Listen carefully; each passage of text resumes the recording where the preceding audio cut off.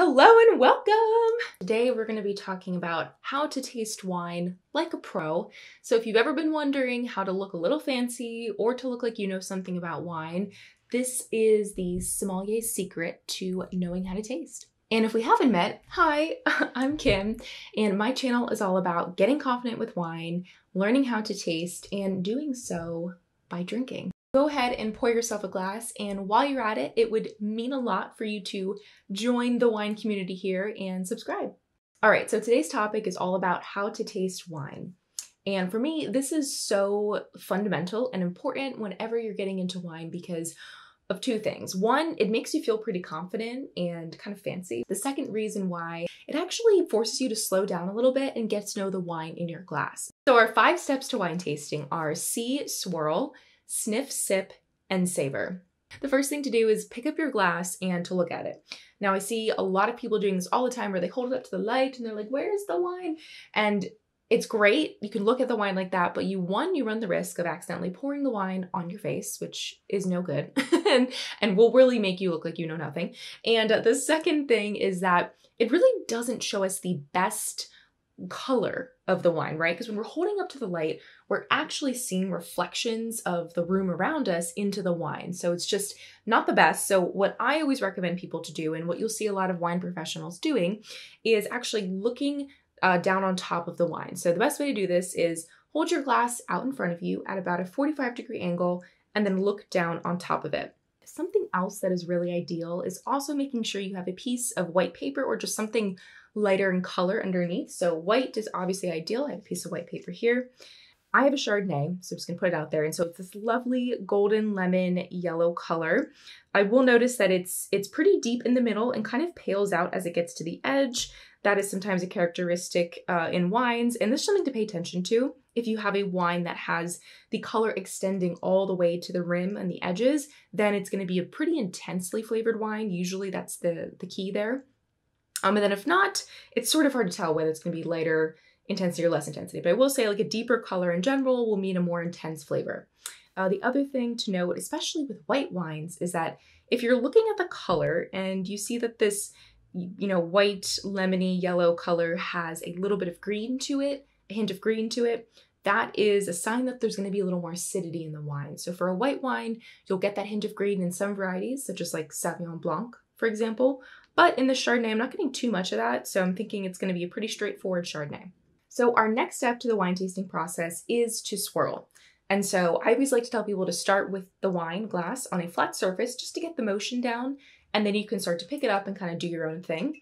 So as you're swirling, I like to tell people that this is your touchdown dance. Everyone has a unique style. For me, I just kind of hold it and like to look at it like this. Some people are like, being more loungy and kind of going like this, and some people are like hunching over their wine a little bit and just being very vogue about it. So you can do whatever you want. It's your touchdown dance, okay? So swirling the wine, why we do this is actually to allow aromas to better lift out of the wine. So as you're swirling the wine, oxygen gets in there, it sort of scoops up the aromatic compounds and brings them a little bit easier to your nose. Our third step is to sniff. So after you've swirled for just a little bit, take a little sniff here. Now it is up to you if you want to, touch your nose to the glass or keep it a little bit away. I always go a little bit closer.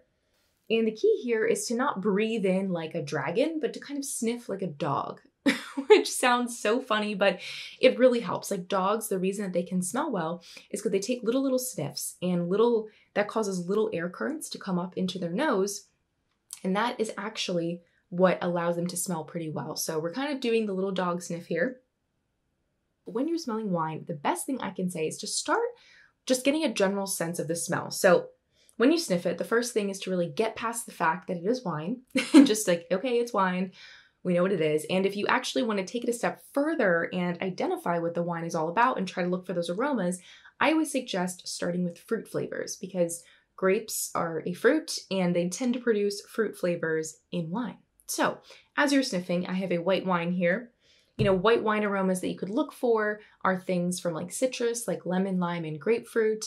Then you could look more in the like tree fruit area. So things like apricot, peach, apples. So things like, Granny Smith, Honeycrisp, Red Delicious, those kind of things. And then after you're sort of in that fruit area, you can also transition into florals and vegetal aromas. So those are sort of those primary aromas that a lot of wines express. And for each grape variety, it's different. They kind of have their own set of aromas. So when we're sniffing, we're sort of looking for that to really understand, what is this wine all about? What kind of flavors am I getting? And, what is it saying about this grape variety? So for the Chardonnay here, I'm taking a sniff, and Chardonnay classically has a lot of lovely apple aromas. So I'm getting a lot of that apple aroma here. It's more of a like gala apple smell. Like it's not overly ripe, not too citrusy. A little bit of lemon, because of course there has to be something that is kind of refreshing in the wine. And also some lovely floral aromas as well. More of like a white flower. I don't know what flower exactly, but that's what I'm getting out of that. Other than fruit flavors in wine, you can also pick up some alternative kind of aromas, and those will be things like earth, dirt, stones, gravel, oak, and like dairy. For this Chardonnay here, there were some oak barrels used in the process, so I'm definitely smelling that oakiness.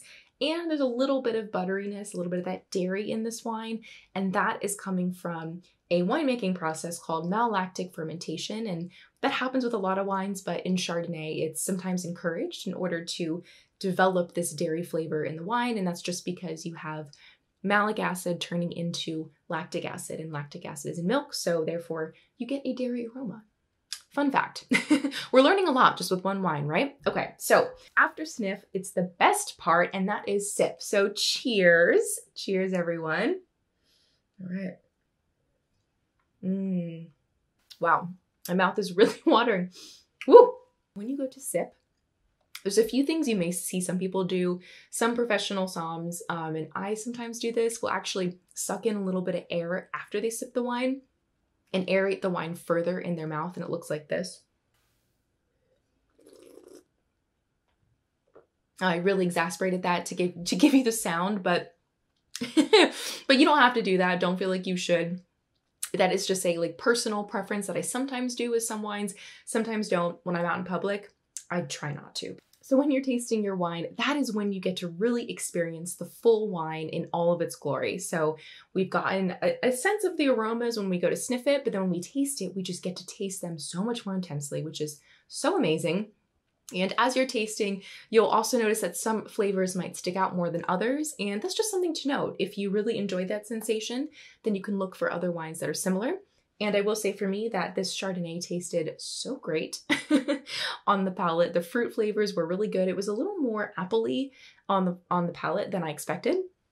Very delicious. So I really liked that, and it was good.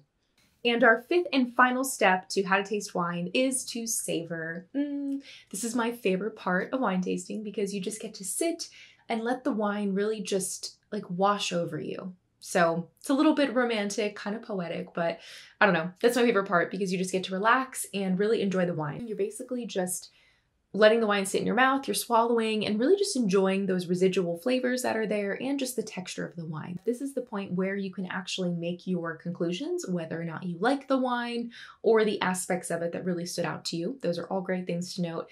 And I always say that it's best to wait until the very end to really decide if you like the wine, because you just never know just by looking at it. It's like a book, can't judge it by its color. You got to give it a little bit of an opportunity. So those are the 5 steps to wine tasting, and what that looks like in practice is like this.